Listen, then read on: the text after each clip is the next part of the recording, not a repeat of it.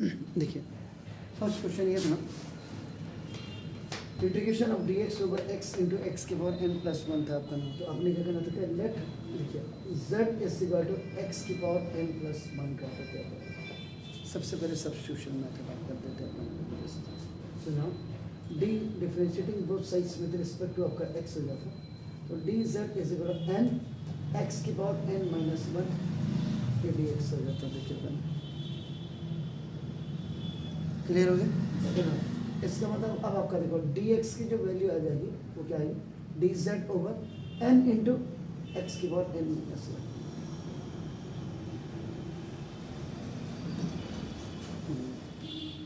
अब आपका i is equal to integration of, अब आप बताइए क्या लिखो, dz ओवर ये तो n है, ये n है, वो है x है। सबसे पहले तो dx की वैल्यू आपने रखी है, तो dx की वैल्यू देखो dz over n into x की पावर n प्लस वन ये रहा,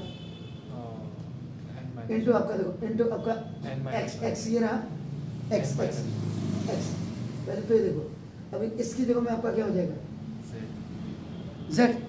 तो जी बोलिए कुछ कह रहे, किस में लिखो, यहाँ यहाँ क्या लिखो पावर में n माइनस वन है, n माइनस वन ये नीचे यहाँ प्लस लिख दे रहा हूँ आपके, मैंने प्लस ये माइनस आएगा इसकी जगह। अच्छा माइनस वन जी ये जी। अब सर पूरे पावर में माइनस पावर में है, सॉरी चलो जी। अब इंटू इंटू z z जी।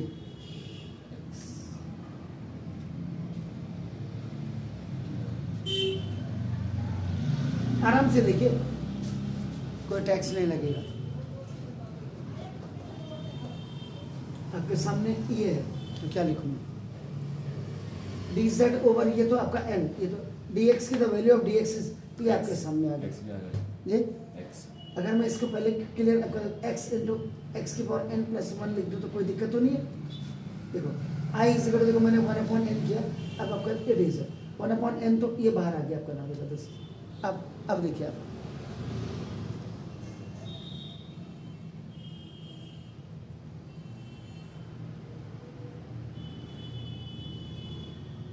ये देखो ना, ये x की पावर m इंटू एक्स की power n is equal to x की पावर m प्लस n होती है। अब आपका ये क्या हो जाएगा, देखो x की power n minus one plus one हो गया, तो आपका क्या हो गया x की पावर n हो गया।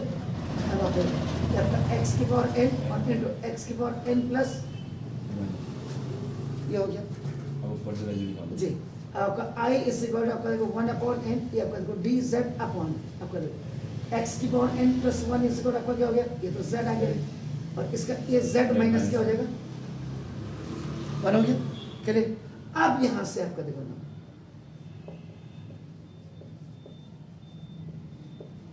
यहां से अब आपका पार्शियल फ्रैक्शन आपने स्टार्ट कर देना।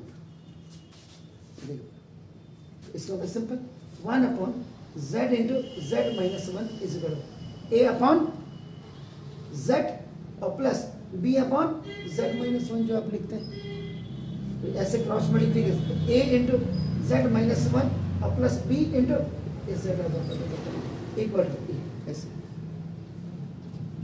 इक्वल टू आ गया। तो अब आपका if z minus one is equal to zero आ गया, तो z इज इक्वल आपका क्या हो जाएगा one is equal to a into आपका तो वन माइनस वन और प्लस आपका b इंटू आपका क्या हो जाएगा वन हो जाएगा। तो अब बताइए b इज इक्वल आपका क्या हो जाएगा, एक वैल्यू b की बना ली, वेरी नाइस। दूसरी वैल्यू अब क्या रखूँ मैं ये बताइए, z is equal to zero, that's very fine. now देखो तो z is equal to zero, तो वन इज इक्वल टू इसके वैल्यू को यहाँ पे लिख दीजिएगा। इक्वेशन नंबर वन लिख दीजिएगा एंड इक्वेशन नंबर वन लिख दीजिएगा। तो आपका तो one is equal to a zero minus one और प्लस b इंटू जीरो हो जाएगा, तो वन इज इक्वल आपका देखो क्या हो जाएगा माइनस ए। तो देयरफॉर a इज इक्वल आपका क्या हो जाएगा, अब इसकी वैल्यू आप रख करके फटाफट करिए। तो now I is equal to, अब कहाँ पे आएंगे आप, कौन से पैरामीटर पे आएंगे, 1/n, ये आपका आ गया सर। उसके बाद आपका नाम integration of A z, a upon z, तो a का मतलब 1/-1/z हो गया सर, और प्लस आपका 1/z माइनस 1, ठीक है सर, ये आ गया बस। और डी जेड आपका रहने आई इज आपका इक्वल टू 1/n ये रहा। अब आपका integration of 1/z D Z और प्लस ये आपका integration of 1/z minus 1 D Z हो गया सर। तो 1/z से माइनस, पढ़े 1/z से माइनस आएगा ना। हाँ कोई बात नहीं, उसको आगे पीछे कर देंगे, कोई बात नहीं। आई इज इक्वल टू 1/n, ये आपका क्या हो जाएगा, माइनस लॉग z और प्लस लॉग z माइनस 1 और प्लस c हो गया सर।